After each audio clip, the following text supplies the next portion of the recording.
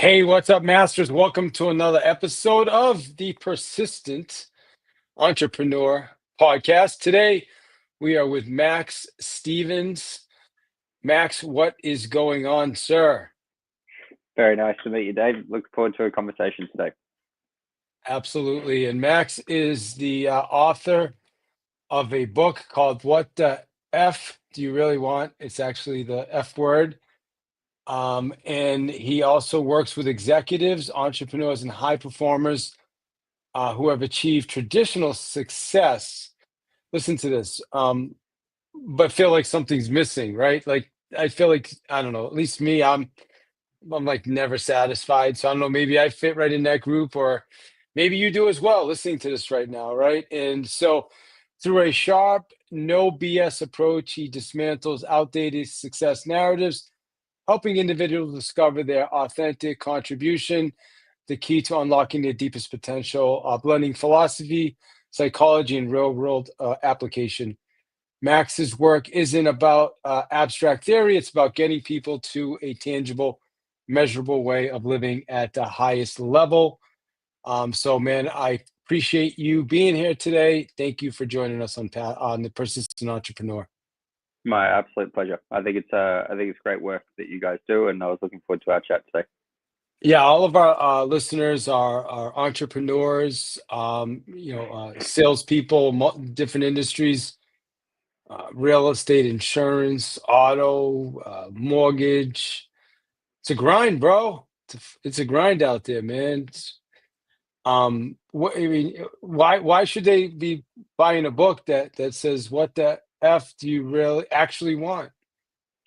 Yeah, so good question. So a big part of my journey in terms of the patterns that I have noticed in a lot of high performers that I have had the pleasure of working with is that they often build their journey on really, really shaky ground. So what I mean by that is that, for example, I can't tell you how many clients I've had come to me and say, Max, I'd really love to work with you to double the size of the revenue in the company. And then I will ask, okay, well, you could have come to me for anything. Why do you want that particular goal? Why do you want to double the size of the revenue?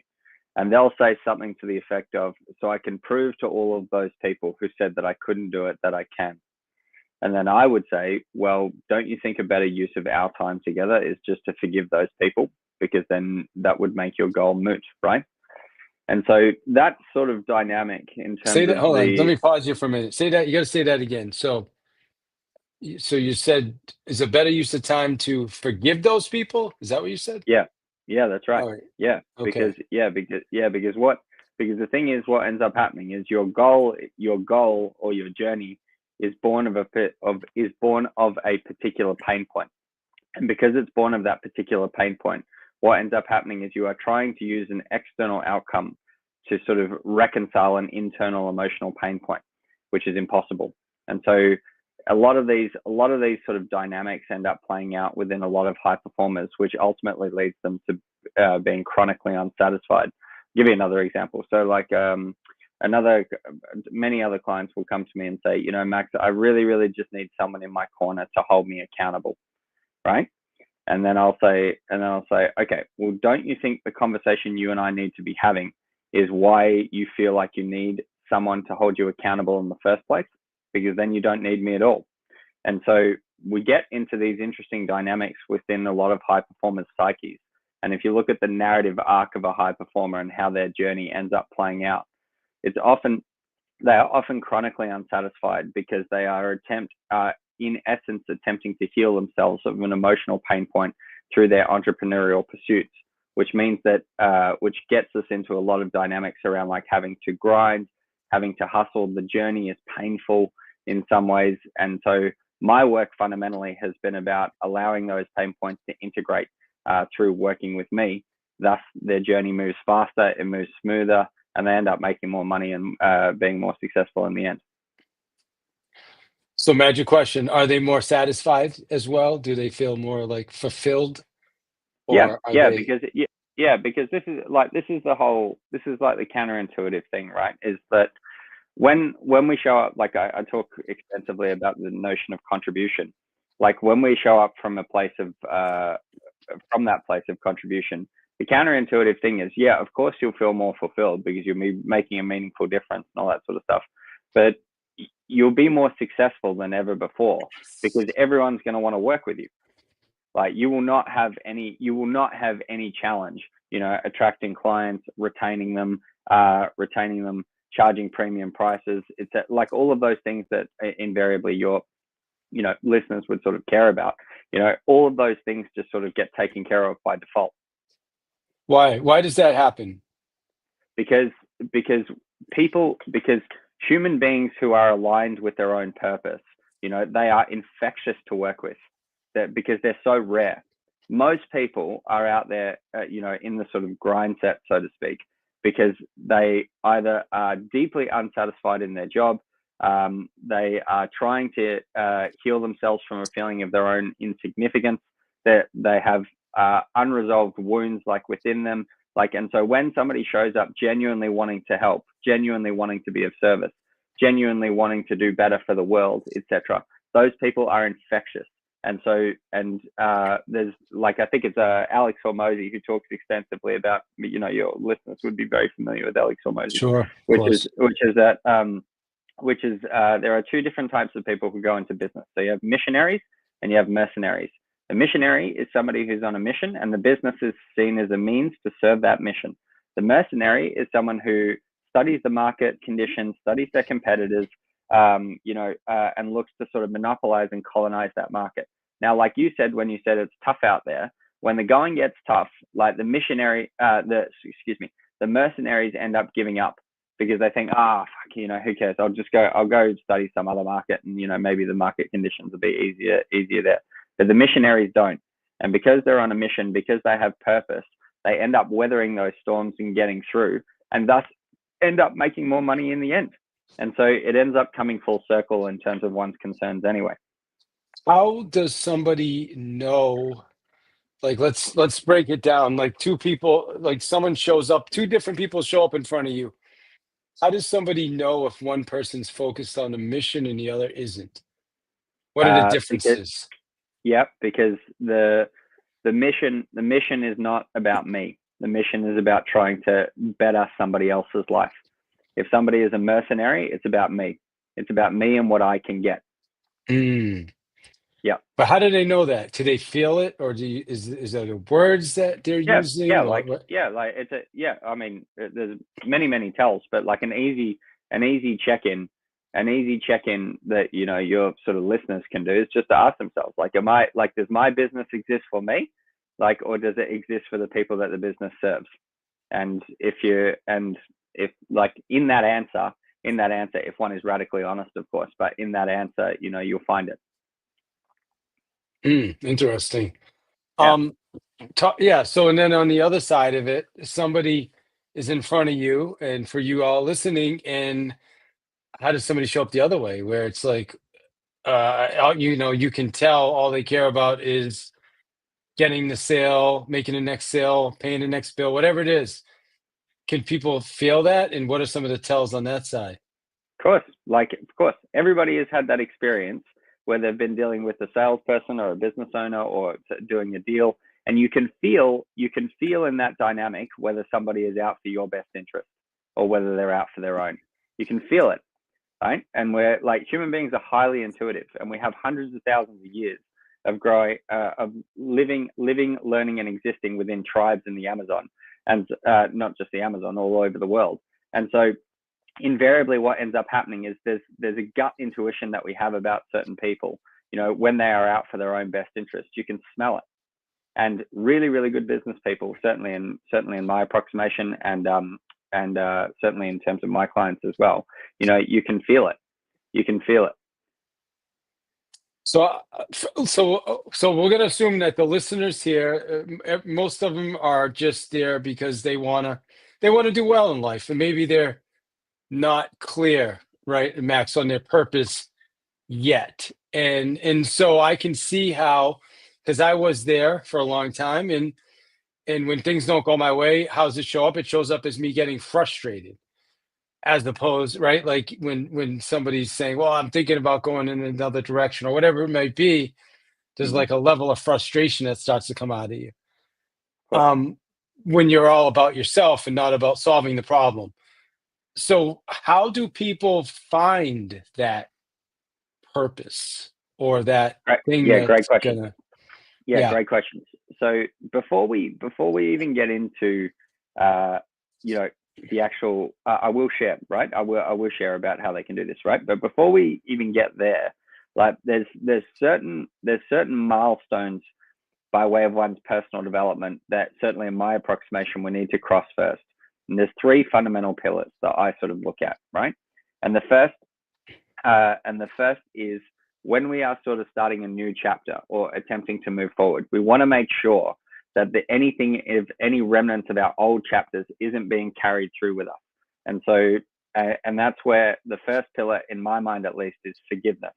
So we look at anything that you are hanging on to from previous chapters in your life, and we make sure that that chapter is completely closed, right? So one of the things sort of I do every year is I do like an apology tour. So I write down anybody that I may have had even the slightest little things with over the past year, and I make sure that I always keep my sort of psyche clean. And so a big part of that, a little bit like the example that I gave before around, so I could prove to all those people who said that I couldn't do it, that I can, is the problem is when we don't forgive, what ends up happening is it creates blind spots in our experience as we move forward. And we don't want that. So that's the first thing. The second thing, right, is an awareness of one's own death, because the reality is that you are not going to live forever, right? And so because you are not going to live forever, there is no quote unquote safe road, because this is a huge thing that people get into when we start having conversations about security, finances, family provision, all that sort of stuff. When we start getting into that particular conversation, invariably those conversations about security and safety end up coming to the surface. And so being able to recognize you are not going to live forever. And so the safe road and the unsafe road, they lead to the same place. So you might as well have the adventure of your life. And then the third, right? And then the third, so we have forgiveness, we have an awareness of one's own mortality. And then the third is radical honesty. So when we are setting goals, one of the challenges that we have is a lot of our goals are inherited. They are inherited by our culture. They are inherited by our collective narrative. They are inherited by our family. So there's a lot of baggage that we can carry when we're sort of trying to look for our purpose. That sort of skews us and makes it difficult to make a really accurate assessment of what I want. And so between these three pillars, that then puts firm ground under our feet to find our purpose. Now, to your point, actually finding that purpose is also the result of three equations. So the first component of that equation is what I use this language in the book. I talk a lot about your gifts. Now, your gifts, I have a different sort of, I have an alternative perspective around what gifts are, is that your gifts are actually not meant for you. Your gifts are actually meant for somebody else. They just happen to flow through you. And so one of the dangers, or one of the challenges rather, when we get into conversations about gifts is that gifts often come so easily to us that we dismiss them. And so one of the exercises I have people do in the book is I go and ask 10 people in your life that you respect what your gifts are, and they'll tell you. Let them tell you, because we have this weird, not certainly in my view, we have this weird idea about gifts, that gifts are sort of from the universe to me, and they're just the things that come easily to me. But that's, in my view, that's a very myopic way of understanding that word gift. In my view, your gifts are for somebody else. They just happen to flow through you. So that's the first approximation, first part of the equation. The second part of the equation, so that's me. And then when I look out at the world, then the question becomes, who do I want to serve in the world using these gifts? And if I was to borrow a little bit more sort of entrepreneurial language, that's when it comes down to finding your market, finding your niche, working out your target market, all that sort of stuff. And so between these two things, when we look at your gifts and we look at who you want to serve, the third part of the equation is we need a place to start, because often what ends up happening is most people get caught in trying to put together the perfect plan. But the thing is, if you lay out steps 1 through 10, by the time you take steps 1 through 6, the chances that step 7 will manifest itself as you saw it at step 1 is 0. And so the idea is just start doing it. And as you start doing it, your gifts will inform who you serve. Who you inform will also inform. Who you serve will also inform your gifts, and the place and where you end up needing to move to will change over time as you start to do that. And so between these 6 things, right, where between these sort of 3 earlier pillars around forgiveness, mortality, and honesty, and then we have your gifts and those who you choose to serve, and we need a place to start. That puts very firm epistemic ground under our feet when it comes to finding our purpose. Wow. All right, man. That was a clear answer, brother. Talk about the awareness of death, though. I want to go back to that for a minute. Yep. I find that interesting. Why? I guess help us understand why that's important. Because death or one's mortality, it is the ultimate priority aligner, because often we get caught up a lot in our own petty concerns and we forget the fact that life is very short. And if you study or take a look at the regrets of the elderly, it is always reported when they are asked, like, what was the biggest regret in your life? Invariably, it is something to the effect of, I lived a life that wasn't really mine.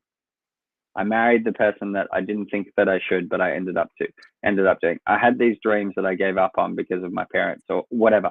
I lived a life in some ways that wasn't really mine. There's a wonderful book for all of your listeners if they're interested. It's called The Denial of Death, and it's by a German philosopher named Ernest Becker.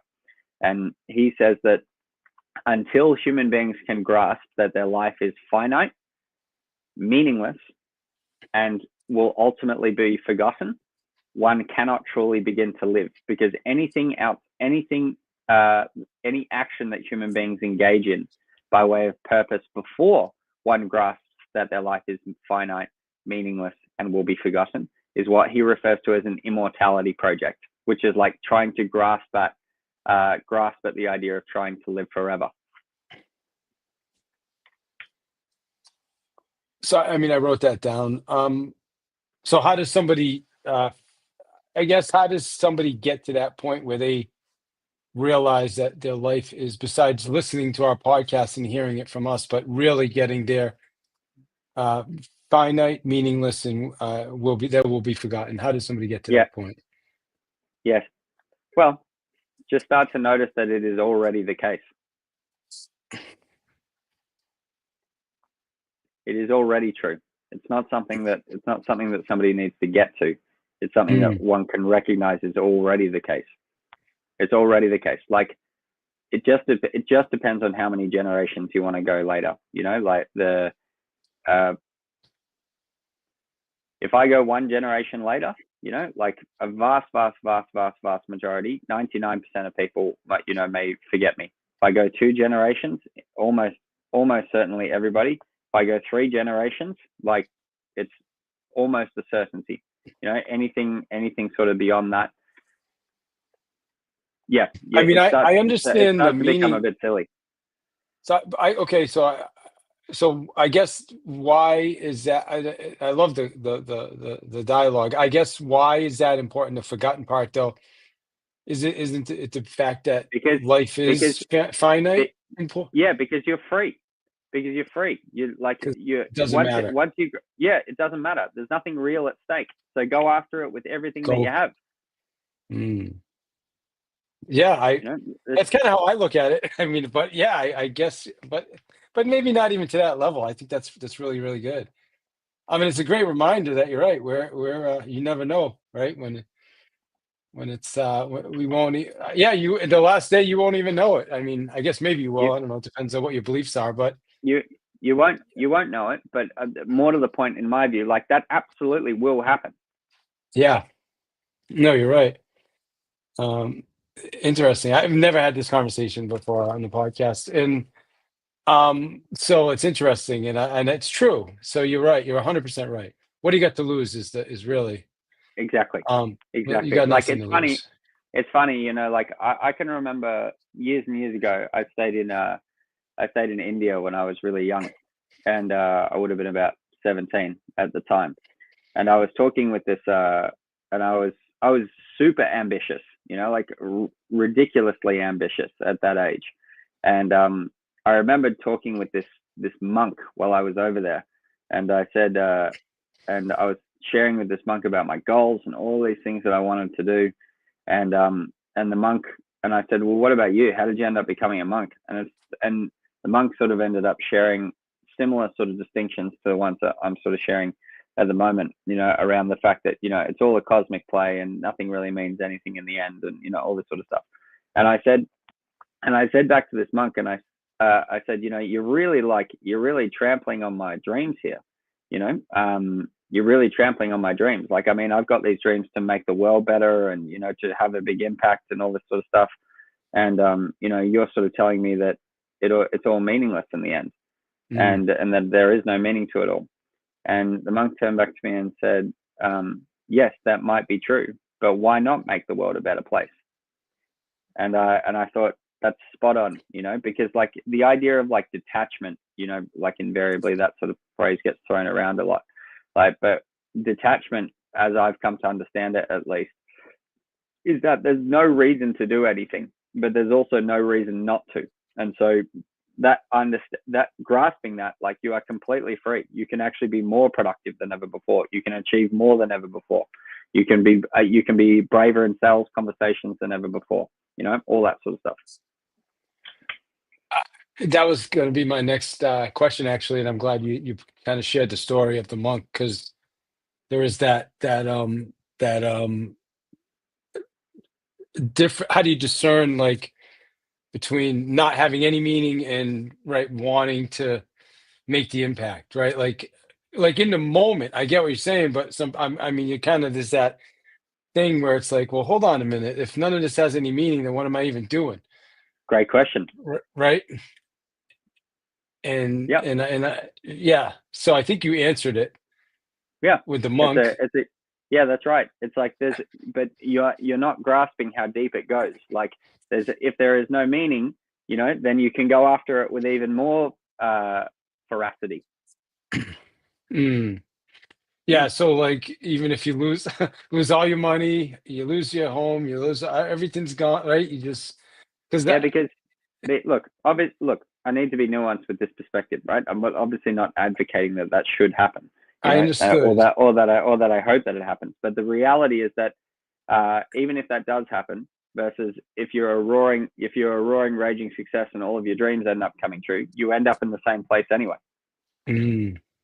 Yeah. And Well, that's what I mean. There's nothing real at stake. So you can go after it. You can go after it as much as you like. Yeah, I remember years ago, when I was listening to, I think it was Tim Ferriss's podcast, and he was talking about, God, who was it now? Shit, it might have been Elon Musk, or no, maybe not. Yeah, I think it was. I mean, when Elon sold PayPal, right? Was that his first company, PayPal? Oh, I don't know if it was Elon or No, not. Anyway, right. yeah, but he was just talking about the level of, like, some of these people are so successful, and you just look at them and say, like, wow, like, wow, for me, the way I look at it is like, well, why are they there? Like, if they can do that, if they can have that level of wealth and success, why can't I? Like, why don't I have it? If it's Right. available to them, then it's available to me. There's just Right. something that is missed that I'm not doing. Yeah. Right? Yeah. I mean, I would certainly argue that like there's this myth that gets thrown around in high performance. Like this idea of high performance, that high performance is a laser-like focus on results, and high performance, it's a far closer approximation of high performance is a laser-like focus on behaviors. So if you think of the difference between input and output, so closing sales deals is an output, having sales meetings is an input, going to the gym is an input, being healthy and being fit and all those things is an output, having meaningful conversations is an input, having a great marriage and family life is an output. And so there is like a number of inputs that is required to get said output. The conversation just shifts to whether that's worth making that trade. So like, I'll give you an example. So I have a client of mine who is who was the CEO or MD of a major like software solutions company in Australia. It was also in South Africa. Like he's a very successful guy, and he wanted to move out and do his own thing. Like he wanted to start his own business, and in the same sort of space. He's really really good technically, like with the software and all that sort of stuff. He's rather poor like interpersonally, like when it comes to sales, like running meetings, all that sort of stuff. He's not great at that. And when we first started working together, I said to him, I said, how many contracts do you need with your new business to replace your income? And he said, 5. And I said, right. And I said, how many meetings would it take you, right? Where it would be unreasonable that you wouldn't get 5 contracts. And he was like, and I said, let's assume that your skills didn't improve. So your communication skills didn't improve, your interpersonal skills didn't improve, none of that improved, right? How many would it take you? And he was like, 60. And I said, okay, then that's what we're going to do. We're going to have 60 meetings. And so the only thing that we were measuring week on week is the input. And now, now we've been working together for 5-6 months, and he's up to meeting number 54 or something like that. And he's quite literally at 4 out of 5 contracts over the line. And so it just becomes about whether it's worth making those trades. Like Musk, I don't know much about his story. I imagine he's an obscenely hard worker, and so it's like, well, that's what you get. It's like you make those trades and this is what you get in exchange. And it just becomes whether it's worth it to you to make those trades. Yeah, well, I think the reason too I brought him up is because I think if you listen to the story, they sold PayPal. I think it was either him or what's his name, the other guy, the richest guy, Bezos. I think it was Elon, but and he sold the company for like and he made like 600 million, and he took the 600 million and he just threw it right into the next thing, and literally was like everything, like all in, sleeping on couches, you know what I mean, pretty much homeless. And that's kind of like what reminded you, for whatever reason, what you had shared reminded me of that. Like, fuck it, Yeah. all in, right? Yeah. It's all in, and I think a lot of those guys operate at that level. Yep. I would agree. I think what I'm taking from this is there's that level of scarcity or fear that holds most of us back, and when you've realized that we're all going to die anyway. That's right. Let it rip. Go for it. Yeah, I love it, man. What am I not asking that I should have asked? Nothing at all. Like you do a wonderful job. I watched a bunch of episodes that you done before you sort of had me on, and I've read a bunch about you and stuff like that. So no, I think it's great. Well, let me ask you something. Like, I mean, you're in the business of helping people become more successful. Tell me what success means to you. Success means to me is serving people and helping people live to their potential. I think most people don't live to their potential. For me, being a dad, I coach my daughter's softball team, and Wednesday night I had my daughter pitch, and she didn't do good, man. She walked 4 people in a row. She was out there sweating. I was thinking about even maybe pulling her out, but we left her in, and then she was at the end, came in horrified. Oh my God, Dad, I was gonna cry. My stomach hurt. And I said, it's amazing. That's amazing. Now we're going to do that again. And now you went through that. You experienced that. So that's about as bad as it's going to get. Right. And so next time, right? And she's excited to go back. But the point I'm making is how many kids would say, I'll never do that again. Not her. We had her out yesterday throwing balls into a net and practicing it because she's just becoming a pitcher. So to me, it's about being a great father, and it's helping people to live to their potential. And our business, man, when I help one person, it's the butterfly effect. They help another person, which then helps another person, which then helps another person. Yeah. And I think there's just, I grew up fucked up, since we talked, my childhood was as fucked up as you can get, bro. My family, father, even where I am right now is a miracle in itself, man. Yeah. No, it's a really profound point that you raise about parenting, and that sort of scarcity idea that we were speaking about before. because invariably when I'm working with people who are wanting to jump or start their own companies or businesses, etc., and they say, but Max, I have a family to provide for. Like it's not easy. It's not as easy as you're sort of saying it. And I said, I'm not suggesting by any means that any of this is easy, but I said, and you should be afraid, But I said, let's lay out two fears here. So I said, fear A, right, is that you jump and you start your own business or whatever jumping into your purpose sort of looks like, and you run into financial difficulties that strains your relationship. Maybe you guys even have to move house, whatever, right? It's like let's really flesh that fear out, right? Like that's scary, like that's super scary. But so that's fear A. Let's look at fear B. So say like if we use your daughter as an example. No, you imagine in some ways that when your child becomes of age and they are trying to work out what they want to do with themselves, and they say, Dad, I've got this option here, but this is the thing that I really, really want to do, and what should I do? And you say, sweetheart, like totally back yourself, like go for it, and go into your purpose and live it and all that sort of stuff. And your daughter was to turn back to you and say, well, you didn't do that, so why should I? And so like yeah. And so like which of these fears would be more painful? Because both of them could be. And and it comes down in some ways whether you would like to be an example or a warning to your kids. And so It's interesting. in my view, yeah, certainly in my view and in conversations that I've had with many, many clients, is fear B is much more frightening in the end. Yeah, no, it's a regret, right? It's like you hear that a lot.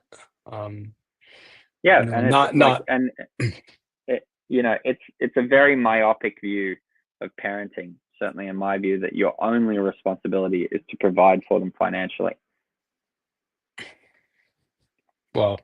well, and the reason, to me, it's important that my daughter. I never had a father that helped me with stuff like that. And my other daughter, she's I'm does sorry. competition dance, and she's had 4 competitions, and every competition, and she's a rock star. Like she just will go and dance anywhere, do cartwheels in front of you, whatever. She just knows how to show up. She's got that special superpower, right?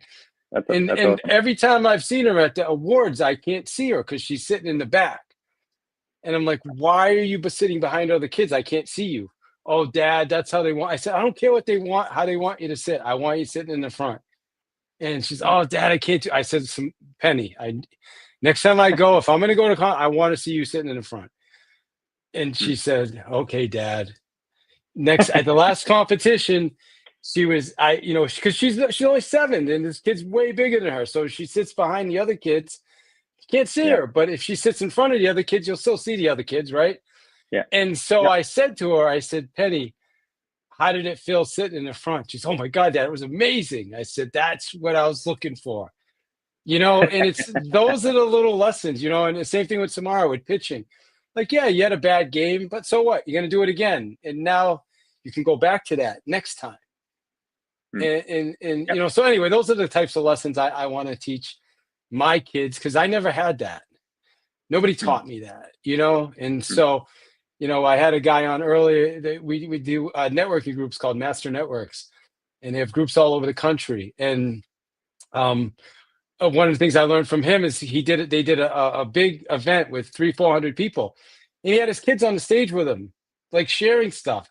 And I said, that's such a good idea. And so I want to do that with my kids too. So now That's when very we cool. have the networking group, I bring my kids, when my kids don't have school, they come to the group with me, and there's 25 members, and they have to do their Mm. 30-second commercial every week when they're with me, which what Yeah. does it do? It gets them more confident and comfortable talking in public to people. Mm. Yep.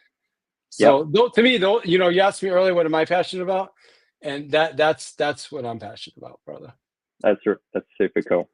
That's Yeah. super, super cool. And then the money just helps me fund a life so we can travel and take vacations and live in a nice house and do things like that, And Mhm. so, yeah, life's good, man. I Yeah, love the I'm the happy for conversation you. today. I appreciate it, man. Mm. Yeah, I yeah, I just feel like, there's definitely some of me though that's like that. Well, what if I do lose everything and we do have to, get rid of our house and, go live somewhere else. And so there is that little bit, I'll be honest, man. Come, uh, you're a great example. Like you're a great example. That what you have done, certainly as I listen to it, when I've listened to your story and where you've come from and where you're at now and all that sort of stuff. Like you are in a space where you are serving people, and because you are showing up in some ways to serve, good things are happening for you, and they should, and they should. So like don't don't misappropriate in some ways what is being shared. It's more for those people. It's more for those people who are afraid of really stepping into that, stepping into a life of purpose, for want of a better way of saying it. They have mhm. something that's keeping their head above water. They have something that is feeding their family. They have something like they have, but it's not the thing, and they know it's not the thing. Right? That's more the point that I'm getting at. It's for those people. It's not really quote unquote for people like you. Yeah. Well, I think for all of us listening, I think all of us have, I have ambitions. I look at people that are doing things that, I wouldn't say a better dad than me. So I think I'm a pretty good dad, for the most part. Maybe, I'm sure there's other good dads out there. And I feel like I'm a decent husband, for the most part. I do my best to try to listen to my wife and go be a good husband, right?